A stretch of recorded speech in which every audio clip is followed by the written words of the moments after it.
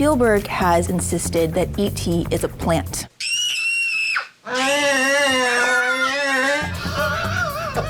But okay. I would posit that I've never known a plant to have a rib cage and a pelvis. Hey everybody, Adam Savage, and I'm in a really special place. Meghan, tell me where we are. Absolutely. So we are in the Cecil B. DeMille Reading Room at the Margaret Herrick Library. The library is part of the Academy Collection. So that is 52 million pieces, the largest film-related collection in the world. 52, okay, I knew it was big. I did not know 52 million. So to give you a sense of those holdings, I thought we would do a deep dive today. All those moments will be lost in time, like tears in rain. Blade Runner. You're going right to my heart. It is one of my all-time favorite movies, and I'm going to say, this might be controversial, but like, I don't think in film history there is a better, more complete world building within a science fiction frame than Blade Runner. And here we have this amazing collaboration between Ridley Scott and specifically Sid Mead, right? Yes. These are some of his earliest concept drawings of the spinner, am I right? Exactly, and so we are fortunate enough actually to have these drawings dated. June 1980.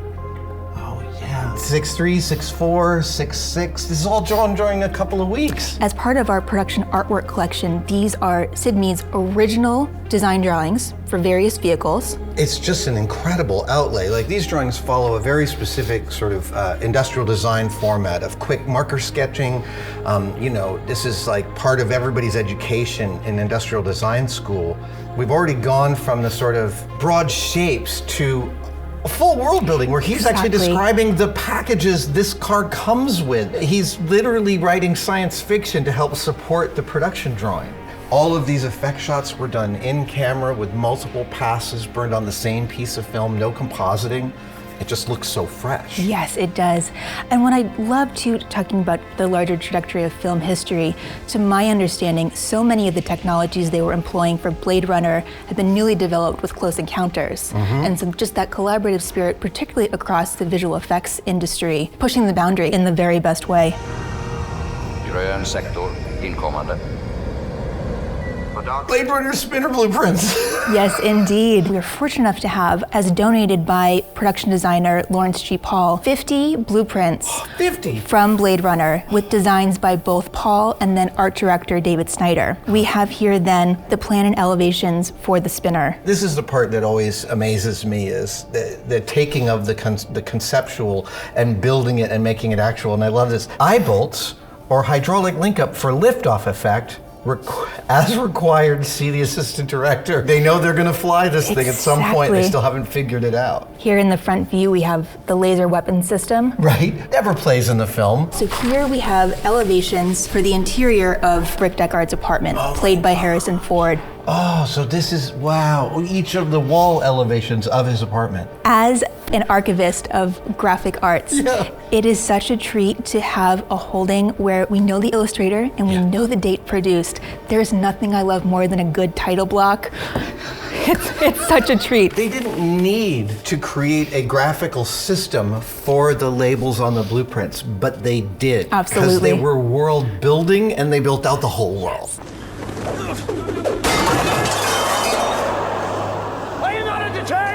We have Gladiator here. We have Gladiator. This all comes from the collection of Arthur Max, who is a production designer and longtime collaborator with Ridley Scott. So these are by Sylvain Desprez and designs for Janty Yates and the Armorer, and we just have these incredible design renderings. I believe Sylvain also did one of my favorite there it is! There it is. Oh, the Tigress of Gaul helmet. This is one of my favorite pieces in the whole movie. I noticed these books that sort of walk you through where this is part of the production familiarizing itself with the Colosseum. Exactly. This is Arthur Max and the production design team. These are just samplings of these binders and research materials that they gathered, detailing everything related to architecture, construction, not only for Rome, but for Germania, all the North African sets. When we get into the concept drawings, like for example, this is one drawing by Arthur Max, and we have both the original and a photocopy, but I love to share the photocopy because he has annotated it as Ridley's Rome. And you can just see from the beginning that they were preparing for this Rome of outsized imagination, that scale and perception were all going to be dramatized to fit the narrative.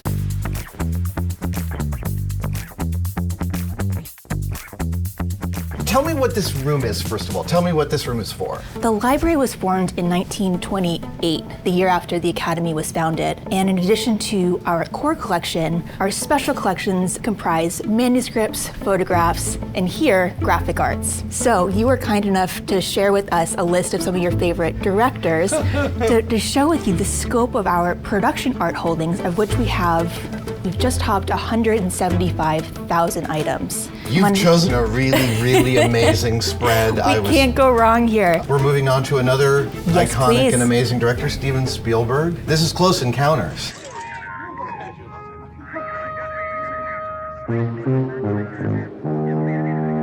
We have two works here from Close Encounters. This was illustrated by George Jensen. There's so much tactility in this. First of all, the incredible illustration that matches the shot I remember from the film. And then the three pieces here breaking down the different effects. A foreground element, the miniature live action set, a sky effects plate, which they were thinking about doing with front projection. I think, yes, front projection plate. Exactly. I'm really most surprised by how beautiful the color is here. Their commitment to, like, these are aliens and shit was weird. Exactly. This is another gem that I love because we can see then this is George Jensen's overlay. So then prepping for... Oh, wow! So that's the production plate shot inside a soundstage. Yes. And this is the production designer helping the effects team understand the lights? Yes. And wow! Oh, that's so cool! I'll be right here. So up top, we have from Carlo Rambaldi, drawn and credited as the creator of E.T. Incredible. This is such marvelous nightmare fuel. I did not know that in their planning they gave him a skeletal infrastructure. It's just... Apparently, Spielberg has insisted that E.T. is a plant. But... Okay. I would posit that I've never known a plant to have a rib cage and a pelvis, so I'm gonna take Carlo's side on this. That is so funny.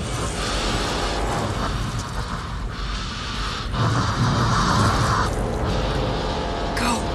Move! You've got another creature. Yes, so Ridley Scott's Alien, inspired by H.R. Geiger, Rambaldi, of course, designed, I believe, the puppetry for the xenomorph. For Hanwen's sequel, he then collaborated with Stan Winston's studio. So this is Stan Winston's design for Aliens, the xenomorph. Is this a Winston sketch? It is. Wow, what a thing to have. I mean, and again, just that, like, these incredible illustration skills. This is painting in the service of this marvelous horror. So moving then into T2. Hasta la vista, baby. We have three different iterations, these two drawn by John Rosengrant, different stages of decay, decomposition.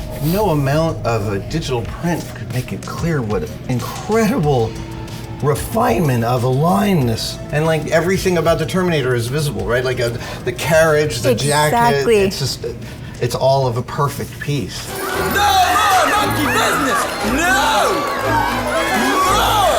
More monkey business! So these are from 12 Monkeys? 12 Monkeys, and these are costume design drawings by Julie Weiss, who just has this incredible stream of consciousness. Part of this is describing Bruce Willis's first costume in the film where he's wearing a clear suit over some stuff. Exactly. I actually own that clear suit. Oh my goodness! I bought it a few years ago. It's unremarkable. It is vinyl sewn into that shape.